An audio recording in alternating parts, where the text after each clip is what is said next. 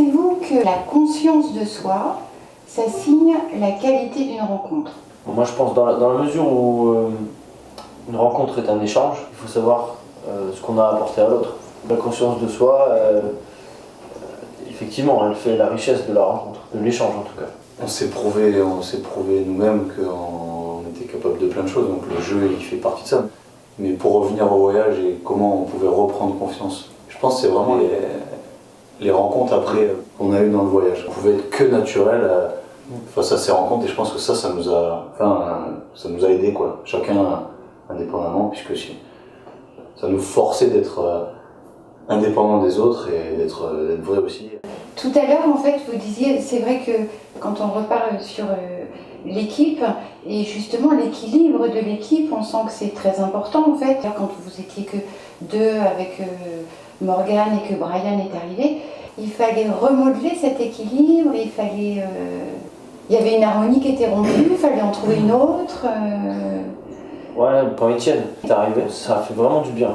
Ça a mis une nouvelle dynamique. Alors on l'a appréhendé quand même, cette nouvelle dynamique, on s'est dit tiens, qu'est-ce que ça va faire d'être à 4 ?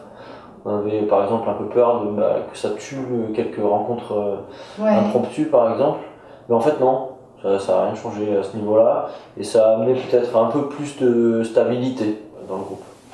Lui il a apporté sa gaieté, il y avait encore plus de déconnade dans le groupe, donc ça nous a aidé pour les rencontres. Ça veut dire qu'en fait vous étiez sans arrêt ouvert et accueillant à la surprise en fait, à la nouveauté. Ouais, je crois que c'est vrai. Ouais. C'est cette ouverture de l'un à l'autre. Dès qu'on est arrivé chez les gens, on était vraiment très à l'écoute aussi. Et on a été surpris de ce qu'ils nous renvoyaient assez rapidement aussi parfois. Par exemple, il y a des gens qui nous ont parlé au bout d'une soirée de choses assez intimes en fait.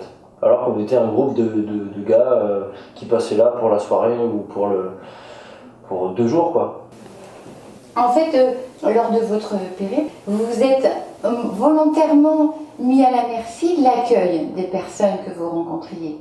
C'est pas facile quoi, cet abandon. Et ça demande aussi bien de donner que de recevoir. Ouais. Qu'est-ce qui est le plus compliqué, donner ou recevoir? Moi je pense que déjà c'est pas venu tout de suite. Ouais. À Angers, on a peur de recevoir. On a peur de recevoir, je pense. Mais en fait, parce qu'on a apporté de la gaieté, de la générosité, tout ce qui n'est pas matériel et qui est positif, plus on reçoit ça, donc on commence à apprendre à recevoir. Il y a quelque chose qu'on dit souvent dans ce qu'on écrit, dans ce qu'on dit dans les films et tout. C'est un message de solidarité, voilà. Ouais. Enfin, va au bout de ton rêve et tu vas voir sur la route, il y a plein de gens qui vont t'aider. Ouais. Mais en fait, ce qui est intéressant aussi de constater, c'est que cet accueil en fait de la solidarité, il n'est pas forcément évident au départ. Et donc on apprend à mieux l'accepter. Et bon, tout le temps on est surpris en fait. Peut-être vous apporter du rêve et tous les êtres humains veulent rêver et tous les êtres humains veulent être humains, ou c'est quoi le truc? Non, c'est instinctif après, mais naturellement humain, mais on le perd avec l'évolution de la société peut-être parfois. Je pense que ça c'est pas culturel, mais les cultures évoluent, elles ont évolué et voilà, peut-être qu'en Occident, en France, c'est moins simple de trouver de la générosité, déclencher cette générosité. Après, on peut l'avoir.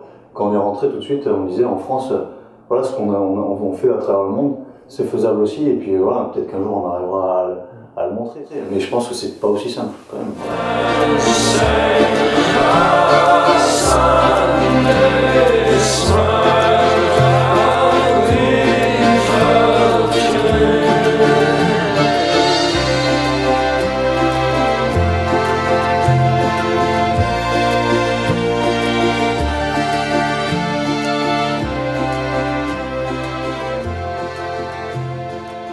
Action les loulous!